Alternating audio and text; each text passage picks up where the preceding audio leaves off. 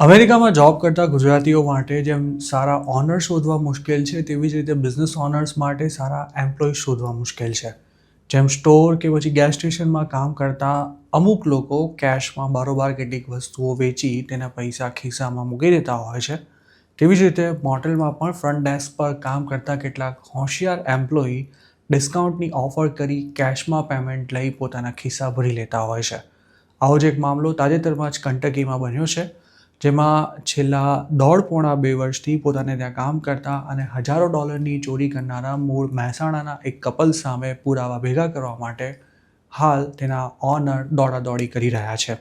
નવાઈની વાત એ છે કે પોતાની ચોરી પકડાઈ ત્યારે આ કપલે પોતાના જ ઓનરને ફિટ કરી દેવા માટે પોલીસને પણ બોલાવી લીધી હતી, પણ સદનસીબે તેમના ઓનર સામે પુરાવાના અભાવે પોલીસે કોઈ ગુનો નોંધવાનો ઇનકાર કરી દીધો હતો. આ વિડીયોમાં આપણે જોઈશું કંટકીમાં રહેતી ગુજરાતી કોમ્યુનિટીમાં ચર્ચાસ્પદ બનેલા આ પ્રકરણની સંપૂર્ણ માહિતી. અમેરિકામાં મોટેલ્સ ચલાવતા ગુજરાતીઓ મોટાભાગે એમ્પ્લોઈઝના ભરોસે જ ધંધો કરતા હોય છે અને તેમાંય ફ્રન્ટ ડેસ્ક સહિતના કામ સંભાળી શકે તેવા કપલ્સની હંમેશા ડિમાન્ડ રહેતી હોય છે.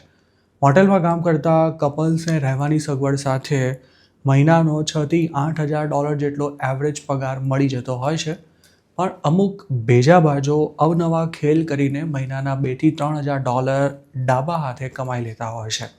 કંટકીમાં પણ એક ગુજરાતીની મોટેલમાં છેલ્લા લગભગ પોણા 2 વર્ષથી કામ કરતા મહેસાણાના એક કપલે કંઈક આવા જ ખેલ શરૂ કર્યા હતા. 50 રૂમ્સની આ પ્રોપર્ટીનો 1 વર્ષનો બિઝનેસ $1.2 મિલિયન જેટલો હતો, જેમાં એવરેજ 20% જેટલું પેમેન્ટ કેશમાં આવતું હતું. કંટકીમાં જ લગભગ 5 મોટેલ ચલાવતા ગુજરાતી ઓનરે પોતાની આ મોટેલનું તમામ કામકાજ તેમને ત્યાં જોબ કરતા કપલને સોંપી રાખ્યું હતું અને તેમના મેનેજર અમુક દિવસે હિસાબ લેવા માટે જ પ્રોપર્ટી પર જતા હતા. જોકે ઓનરે મૂકેલા વિશ્વાસનો ગેરફાયદો ઉઠાવી આ કપલ કેશમાં પેમેન્ટ કરતા કસ્ટમર્સનું બુકિંગ કેન્સલ કરી તેની પાસેથી મળેલા પૈસાનો બારોબાર વહીવટ કરી નાખતું હતું. છેલ્લા ઘણા સમયથી ચાલી રહેલી આ ચોરી કઈ રીતે પકડાઈ તે ઘટના પણ પાછી ખાસી રસપ્રદ છે. આ પ્રકરણથી જાણકાર એક ગુજરાતીનું માનીએ તો આ મોટેલમાં છેલ્લા 3 મહિનાથી રોકાયેલો એક ગેસ્ટ દર અઠવાડિયે કેશમાં પેમેન્ટ કરતો હતો. એક દિવસ અચાનક જ ઓનર મોટેલ પર પહોંચ્યા ત્યારે સિસ્ટમમાં જે રૂમ ખાલી બતાવતો હતો તેમાં તેમણે તપાસ કરતા તે રૂમ ઓક્યુપાઈડ હોવાનું જણાયું હતું.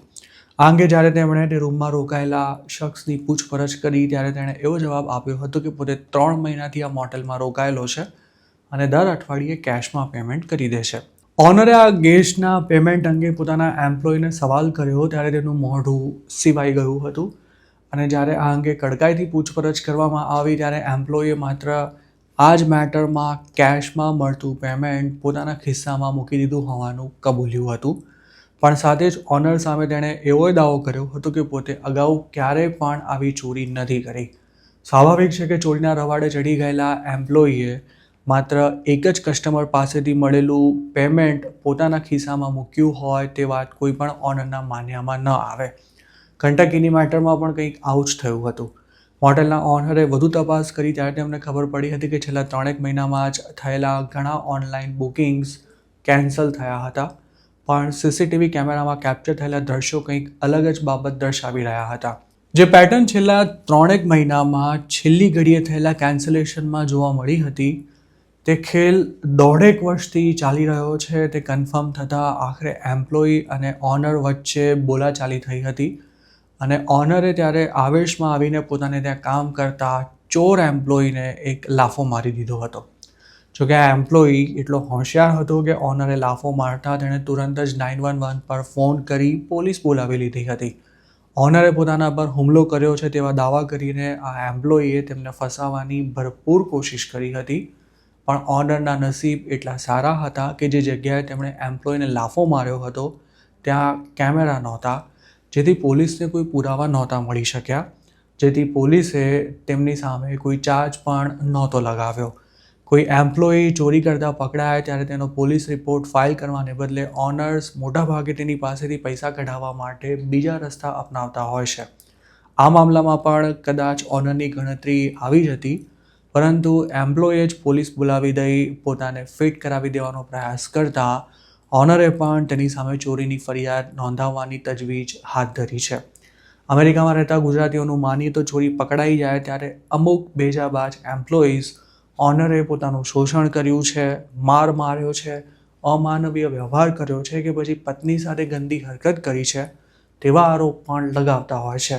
કંટકીવાળી મેટરમાં એમ્પ્લોયીએ 1.5-2 વર્ષની જોબમાં $50,000થી પણ વધુની ચોરી કરી હોવાની આશંકા છે, પણ આ બાબતે સંભવતઃ હજુ સુધી કોઈ પોલીસ ફરિયાદ નથી નોંધાઈ.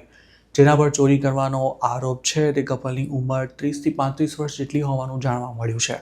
કંટકી પહેલાં આ કપલ ઇન્ડિયાનામાં એક પાકિસ્તાનીની મોટેલમાં જોબ કરતું હતું અને ત્યાં તપાસ કરાવતા અગાઉની જોબમાં પણ તેમણે આવા જ કૌભાંડ કર્યા હોવાનું હાલના ઓનરને જાણવા મળ્યું હતું. વિઝિટર વિઝા પર અમેરિકા આવીને ઓવરસ્ટે થઈ ગયેલા આ કપલને યુએસમાં જન્મેલા 2 બાળકો છે અને હાલ તેમની યુ વિઝાની ફાઇલ પણ ચાલુ છે. તેઓ ઇન્ડિયાનામાં જ્યાં જોબ કરતા હતા ત્યાં પેમેન્ટ બાબતે એક કસ્ટમર સાથે માથાકૂટ થતાં તેણે તેમને ગન બતાવી હતી અને તેનો પોલીસ રિપોર્ટ ફાઇલ કરી આ હોશિયાર કપલે યુ વિઝા માટે અપ્લાય કરી અમેરિકામાં ટેમ્પરરી સ્ટેટસ મેળવી લીધું હતું. એક તરફ યુએસમાં શોષણનો ભોગ બનતા ઓનરની ગાળો સાંભળતા કે પછી તેમના હાથનો માર સુદ્ધા ખાઈ લેતા ગુજરાતીઓની કોઈ કમી નથી, તો બીજી તરફ હવે છેલ્લા 4 વર્ષથી ઓનરને જ ભીંસમાં મૂકી દે તેવા એમ્પ્લોઈઝની સંખ્યા વધી રહી છે.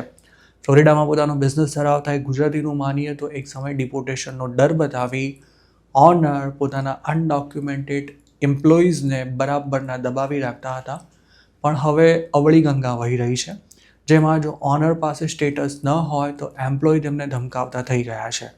ખાસ કરીને ટી વિઝા માટે હવે ઓનર પર સાચા ખોટા આરોપ મૂકી તેમને ફિટ કરાવી દેવાનો ટ્રેન્ડ પણ વધી રહ્યો છે અને ઘણીવાર તો એમ્પ્લોયી ચોરી કરતા પકડાય તો પણ ઓનર તેનું કશું જ નથી બગાડી શકતા. મોટેલમાં કામ કરતા એમ્પ્લોયી કઈ રીતે ચોરી કરે છે તે અંગે માહિતી આપતા ટેક્સાસમાં રહેતા એક ગુજરાતી એવું જણાવ્યું હતું કે યુએસમાં ચેક ઇન કરતી વખતે જ પેમેન્ટ કરવાનું હોય છે. જે કસ્ટમરે ઓનલાઈન બુકિંગ કરાવ્યું હોય તે જો કેશમાં પેમેન્ટ કરે તો ઘણીવાર એમ્પ્લોયી તે જ વખતે બુકિંગ કેન્સલ કરી કસ્ટમર પાસેથી મળેલા પૈસા પોતાના ખિસ્સામાં મૂકી દેતા હોય છે. સિસ્ટમમાં એવો કોઈ ડેટા નથી હોતો કે બુકિંગ કોના દ્વારા કેન્સલ કરાયું છે, જેથી ઓનર જો કેમેરા ચેક કરવાનું ન રાખે તો આવી ચોરી જલ્દી નથી પકડી શકાતી. તેવી જ રીતે નાઇટ શિફ્ટમાં કામ કરતા એમ્પ્લોયી જો રાતે કોઈ વોકિંગ કસ્ટમર આવી જાય તો તેને કેશમાં પેમેન્ટ કરવા પર સારું એવું ડિસ્કાઉન્ટ ઓફર કરતા હોય છે. કસ્ટમર પણ પોતાનો ફાયદો થતો હોવાથી તેના માટે તૈયાર થઈ જાય છે અને એમ્પ્લોય તેની પાસેથી મળેલા પેમેન્ટની એન્ટ્રી કરતો જ નથી હોતો. ઘણીવાર તો મોટેલમાં જોબ કરતા ઓનરના નજીકના સગા પણ આવા ખેલ કરતા હોય છે. જોકે તેના કારણે ઓનરને આર્થિક નુકસાન તો ભોગવવું જ પડે છે, પણ તેની સાથે સાથે બિઝનેસની ગુડવિલ પણ ઓછી થઈ જાય છે. જ્યારે કોઈ મોટેલનો સોદો થાય ત્યારે તેના વાર્ષિક બિઝનેસના આધારે તેની વેલ્યુ નક્કી થતી હોય છે, પણ જે ધંધો ચોપડે નોંધાયો જ ન હોય તેની ગણતરી પણ ન થતી હોવાથી પ્રોપર્ટીની વેલ્યુ પણ ઓછી થઈ જાય છે.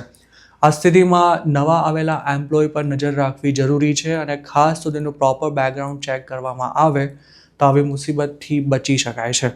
જોકે અમુક ઓનર્સ વફાદાર એમ્પ્લોય પર શંકા કરતા હોય છે અને ચોર એમ્પ્લોય પર વિશ્વાસ રાખતા હોય છે અને તેમાં નુકસાન પણ તેમનું જ થતું હોય છે.